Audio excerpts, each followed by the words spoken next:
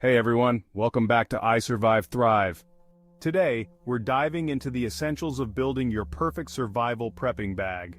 Whether you're new to prepping or a seasoned pro, having a well-stocked bag can be a game changer in any emergency. Start with a solid, durable bag that's comfortable to carry.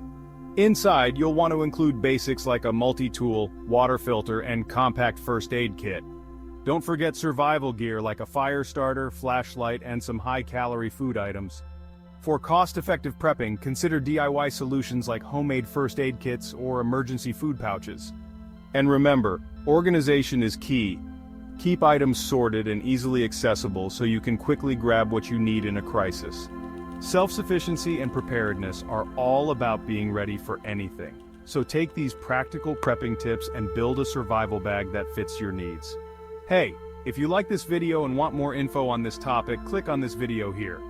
You can also get more life-saving information at isurvivethrive.com. And don't forget to subscribe to our I Survive Thrive YouTube channel.